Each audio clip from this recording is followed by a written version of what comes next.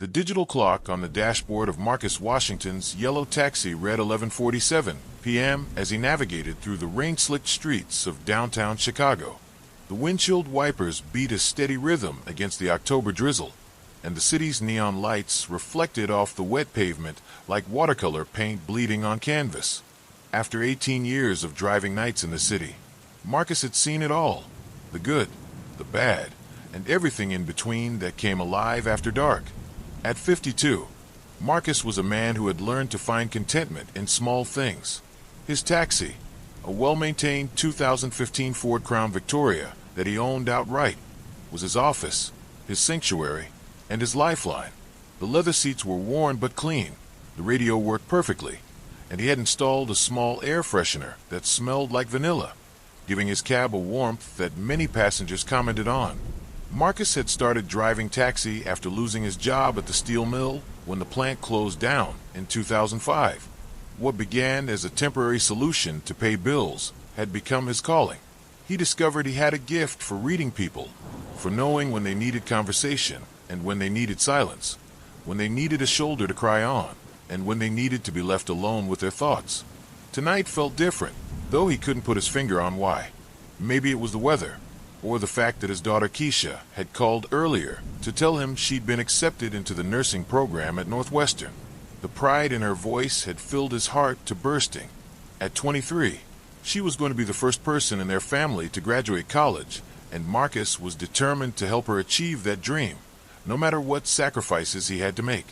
His radio crackled to life. Car 47, pickup at Chicago General Hospital, emergency entrance.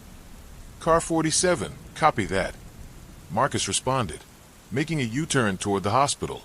Hospital pickups at this hour usually meant one of two things: exhausted medical staff heading home after long shifts, or family members who had received difficult news and needed to get somewhere safe to process it.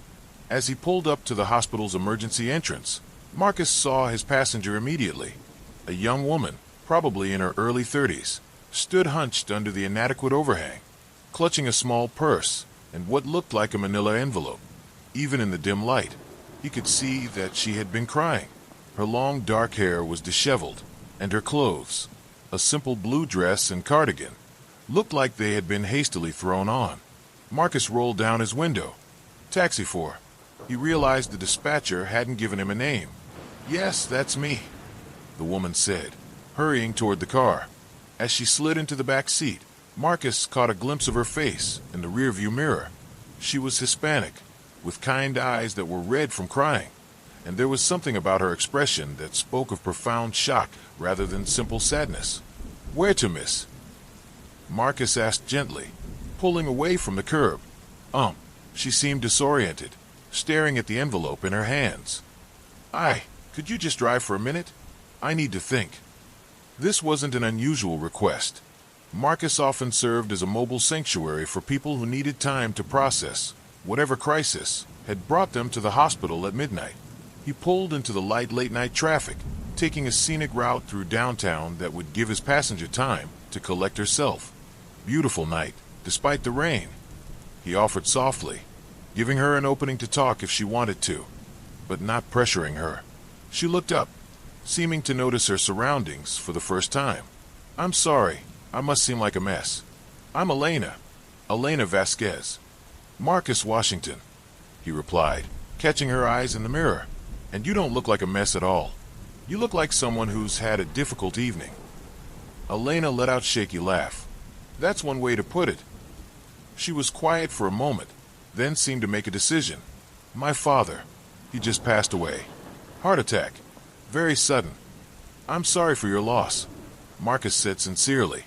In his years of driving, he had learned that sometimes the most powerful response to grief was simple acknowledgement. "Thank you." Elena's voice was barely above a whisper.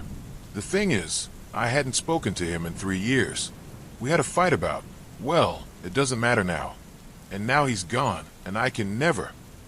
She trailed off, fresh tears starting. Marcus reached into his glove compartment and pulled out a small pack of tissues, passing them back to her. He always kept them handy. Another small kindness that had become second nature. "Where were you thinking of going?"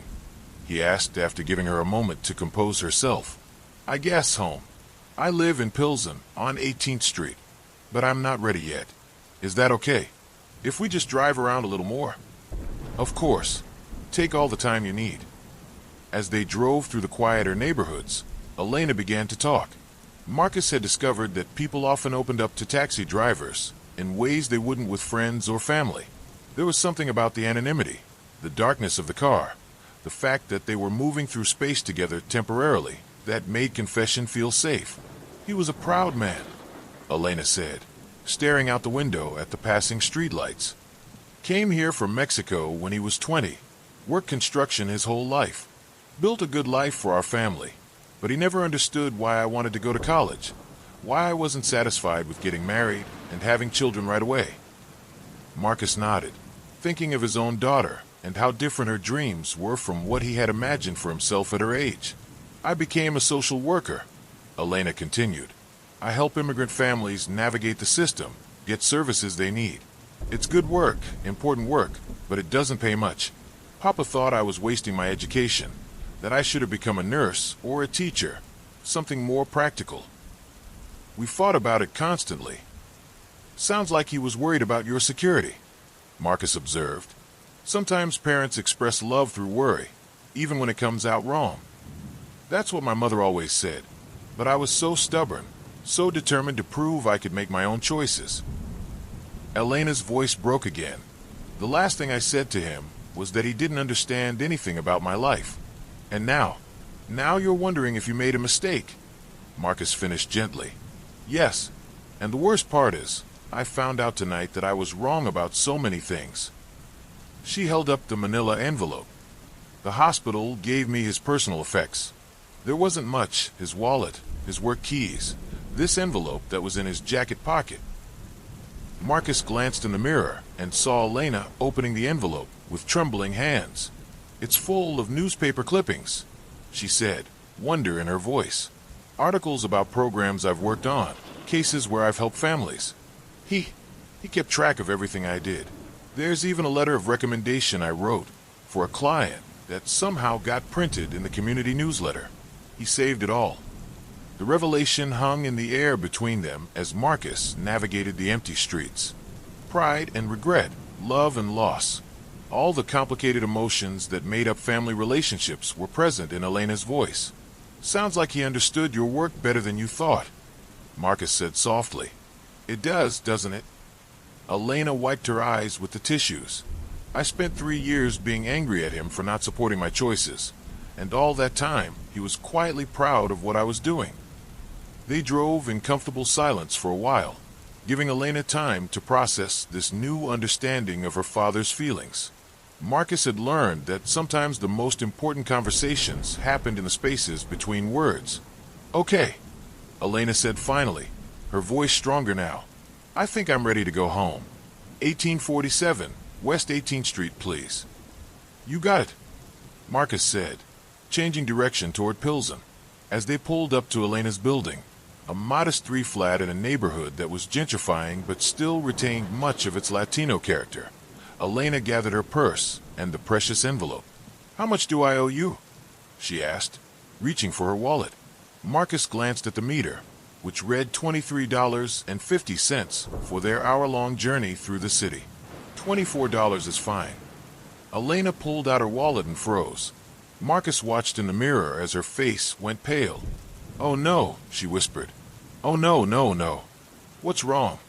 My wallet, it's empty. I mean, completely empty. No cash, no credit cards, nothing.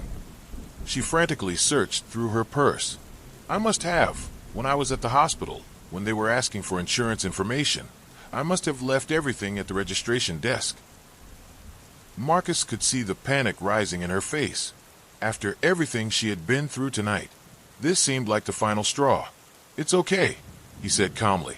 Don't worry about it. No, it's not okay. I need to pay you.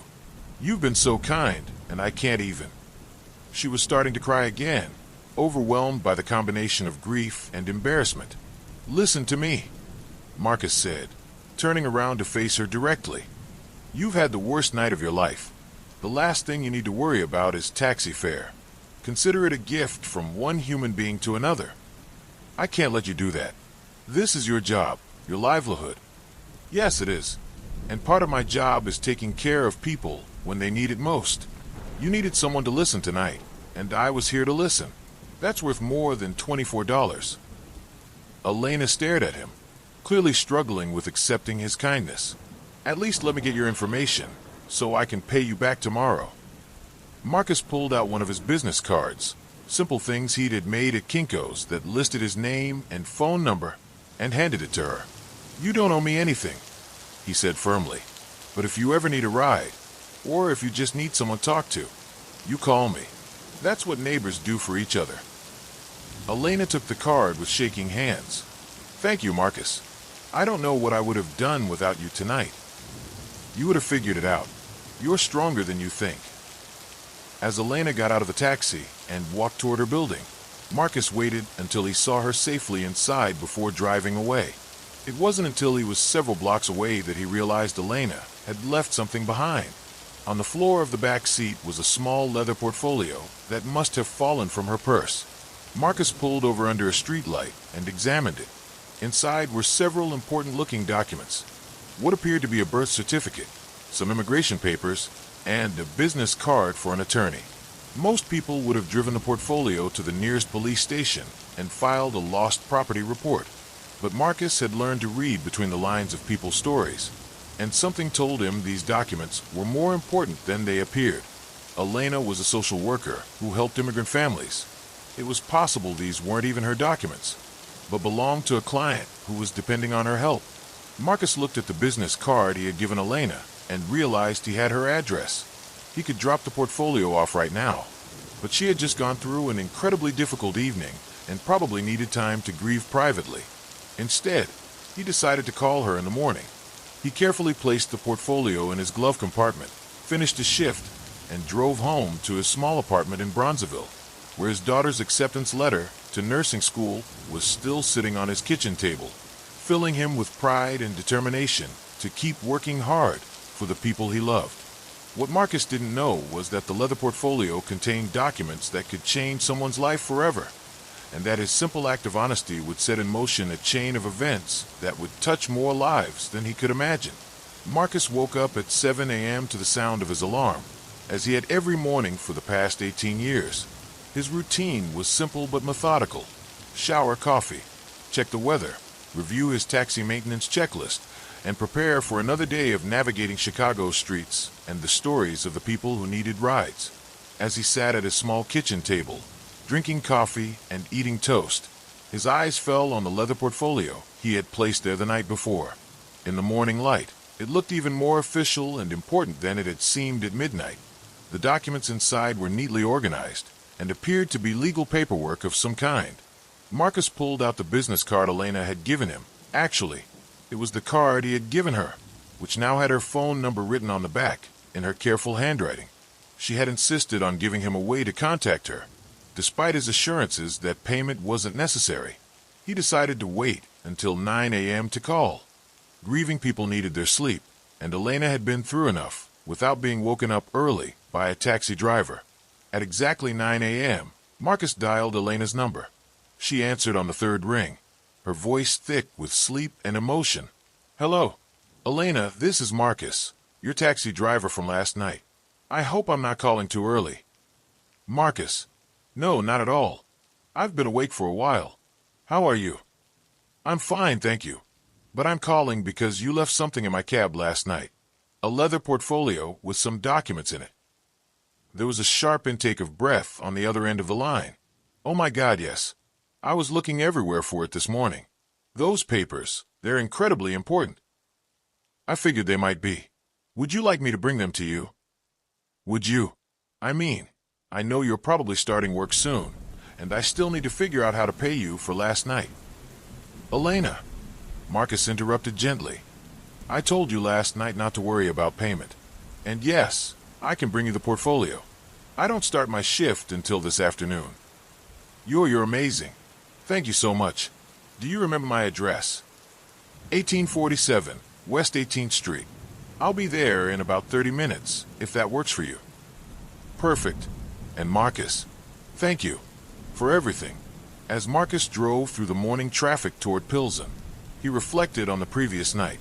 In 18 years of driving taxi, he had encountered thousands of passengers, but something about Elena's story had stayed with him. Maybe it was the regret in her voice when she talked about her father, or the way she had tried to hold herself together despite being completely overwhelmed. There had been a dignity in her grief that reminded him of his own mother, who had raised him and his siblings alone after their father died in Vietnam. "Sophia wants to give you something," Maria explained. The little girl reached into her backpack and pulled out a drawing, clearly something she had been working on during the long wait at the courthouse. It showed a yellow taxi with a man inside and a family holding hands beside it. Above the drawing, in a child's careful handwriting, were the words, "Thank you for keeping our family together." Marcus accepted the drawing with hands that weren't quite steady. In all his years of driving taxi, he had received tips, thank you notes, and even Christmas cards from regular passengers. But nothing had ever touched him as deeply as this simple drawing from a 6-year-old girl who understood that kindness could change everything. "This is beautiful, Sophia," he managed to say. "I'm going to hang it in my taxi so I can see it every day." The little girl beamed with pride, and her father placed a protective hand on her shoulder. "Senor Marcus," Carlos said seriously, "if you ever need anything at all, you call us. We don't have much, but what we have is yours. You are family to us now." As the Hernandez family walked away, their steps lighter than they had probably been in years, Elena lingered by the taxi window. "Thank you," she said simply, "for everything. For listening to me ramble last night, for returning the documents, for driving me here today. You've made such a difference." "You're the one making the difference," Marcus replied. "I just help you do your job." Elena smiled. "My father would have liked you, I think. He always said that the measure of a person isn't how much money they make or how important their job is, but how they treat people who can't do anything for them in return." As Marcus drove back toward his neighborhood, Elena's words echoed in his mind. He thought about the chain of events that had started with a simple decision to be honest about finding a lost item, and had ended with a family being allowed to stay together in the country they called home. That evening, as Marcus began his regular shift, he carefully taped Sophia's drawing to his dashboard, where he could see it while he drove. The image of the yellow taxi and the family holding hands served as a reminder that sometimes the smallest acts of kindness could have the most profound consequences. He had no way of knowing that his story was far from over, and that the Hernandez family's gratitude would soon open doors he never could have imagined. 3 weeks after the immigration hearing, Marcus was driving his usual route through downtown Chicago when his radio crackled with an unusual request. "Car 47, we have a pickup at the Federal Building. Passengers specifically requested you by name." Marcus frowned at the radio. In all his years of driving, he had regular customers who sometimes asked for him by name, but they were usually people from his neighborhood or repeat passengers who had his card. He couldn't think of anyone at the Federal Building who would know to request him specifically.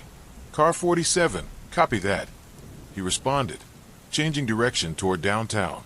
When he pulled up to the Federal Building, Marcus was surprised to see Carlos Hernandez waiting on the steps, dressed in his best clothes, a pressed white shirt and dark pants that Marcus recognized as the same outfit he had worn to the immigration hearing.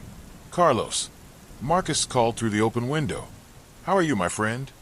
Carlos hurried to the taxi with a smile that could have powered the entire city block. "Marcus, thank you for coming. I have something very important to ask you." As Carlos settled into the back seat, Marcus could see that the man was nervous but excited about something. "Where are we headed today?" Marcus asked. "Actually, I was hoping we could just talk for a few minutes. I wanted to ask you about something, and I thought maybe we could drive around while we talk, like Elena said you did for her that night." Marcus pulled into traffic, intrigued. "What's on your mind?" Carlos took a deep breath. "Marcus, you know I work construction, yes? For the past 7 years, I've been working for other people's companies. Good work, honest work, but always working for someone else." Marcus nodded, understanding the feeling. Before he owned his own taxi, he had worked for a cab company, turning over most of his earnings to someone else and keeping just enough to scrape by. Well, Carlos continued, his excitement growing. Since the hearing, since our immigration status was resolved, I've been able to get a contractor's license. And I've been thinking, I want to start my own construction company. That's fantastic, Carlos. That's the American dream right there. Yes, but here's the thing. I have the skills, I have the experience, I even have some potential customers lined up, but I don't have a truck.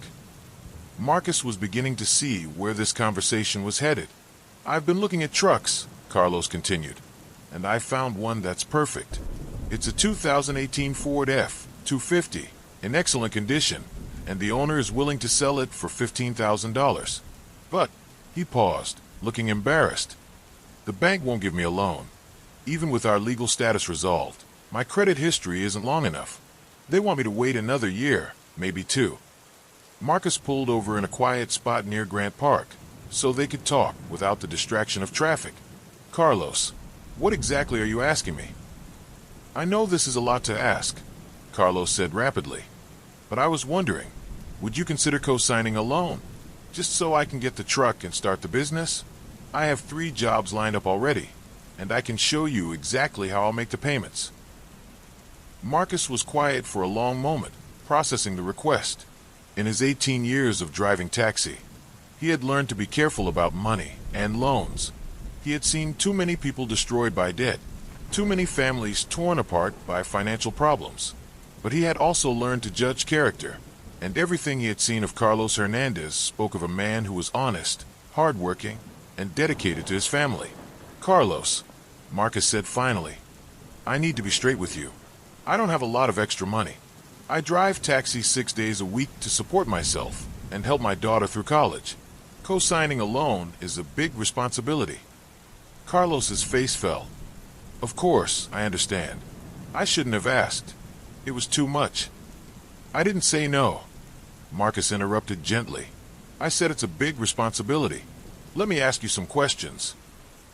For the next hour, as they sat in the taxi overlooking Lake Michigan, Marcus asked Carlos about his business plan, his experience, his family's financial situation, and his understanding of what it meant to start a business. Carlos answered every question honestly and thoroughly, pulling out a worn notebook where he had carefully calculated expenses, projected income, and potential challenges. What impressed Marcus most wasn't just Carlos's preparation, but his humility. When Marcus asked about risks, Carlos didn't minimize them. When asked about challenges, he acknowledged them realistically. This wasn't a man looking for an easy way out. This was a man willing to work hard for his chance at independence. All right, Marcus said finally. Let's go look at this truck. The truck was everything Carlos had said it was, well-maintained, with low mileage and all the equipment a construction contractor would need. The seller, an older man who was retiring from his own construction business, clearly respected Carlos and was willing to work with him on the price. This is a good truck, the seller told Marcus as Carlos examined the vehicle. And that's a good man. He's been working for me off and on for 2 years. Always on time, always does quality work, never any problems. That evening, Marcus found himself at the bank with Carlos, signing papers that made him financially responsible for a $15,000 loan.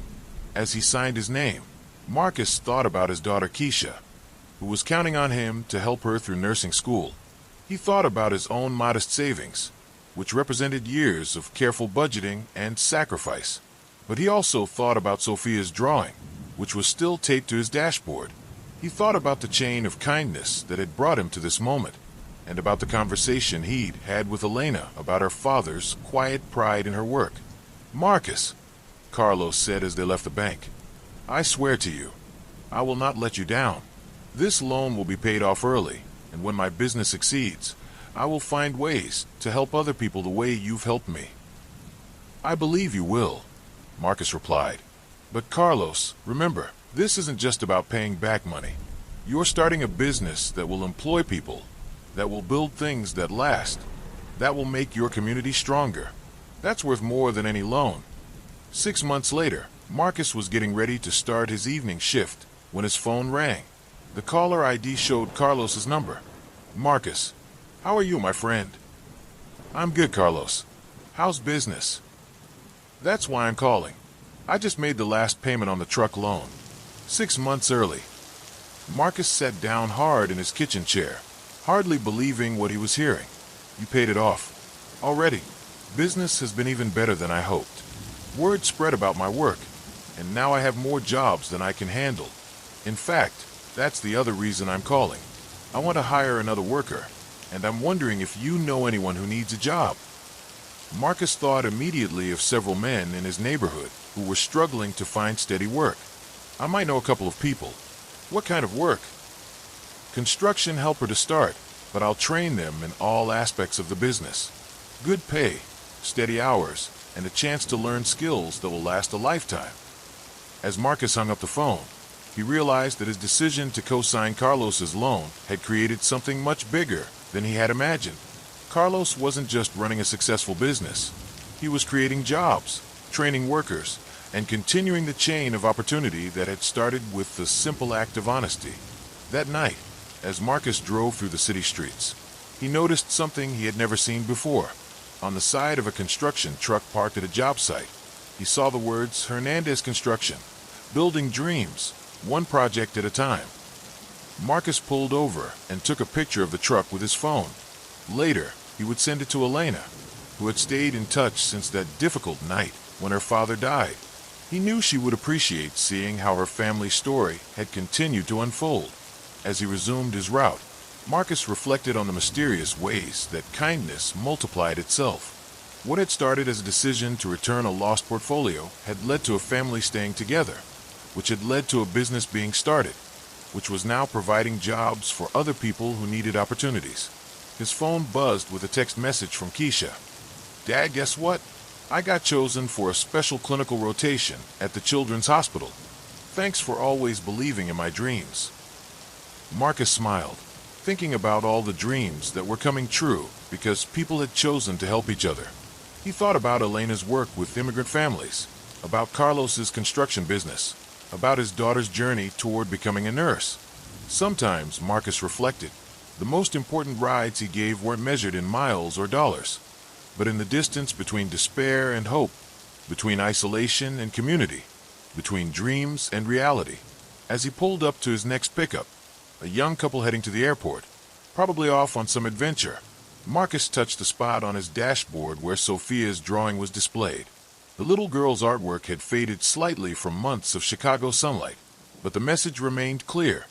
Kindness had the power to keep families together, to build businesses, to change lives in ways that rippled out far beyond what anyone could imagine. 2 years after that rainy night, when Elena first got into his taxi, Marcus was preparing for one of the most important days of his life. His daughter Keisha was graduating from nursing school, and he had promised himself that nothing would make him miss that ceremony. As he adjusted his tie in the bathroom mirror of a small apartment, Marcus reflected on how much had changed. The modest savings account he had worried about depleting when he co-signed Carlos's loan had actually grown, thanks to steady work and careful budgeting. More importantly, the network of relationships that had grown from that one night of kindness had enriched his life in ways he never could have anticipated. Elena had become a regular passenger, often hiring him to drive her to immigration hearings and family court appearances. She insisted on paying full fare, but their conversations during these rides had developed into a genuine friendship. She had helped him understand the immigration system better, and he had provided her with a steady ear and practical wisdom during some of her most challenging cases. Carlos's construction business had not only thrived, but had become a model for immigrant entrepreneurship in the community. He now employed 6 people full-time and had started a program to train young immigrants in construction trades. True to his word, he had found ways to help others, including paying for English classes for new immigrants and donating materials to help families repair their homes. But the biggest change was in Marcus himself. What had begun as simple acts of kindness had evolved into a deeper understanding of his role in the community. He had started volunteering at a local community center, teaching financial literacy classes to immigrant families. His years of managing taxi expenses and saving for his daughter's education had given him practical knowledge that others could use. As Marcus drove toward Northwestern University for Keisha's graduation, his phone rang. Elena's number appeared on the display. Marcus, I hope I'm not calling it a bad time. I know today is Keisha's graduation. Never a bad time to hear from you, Elena.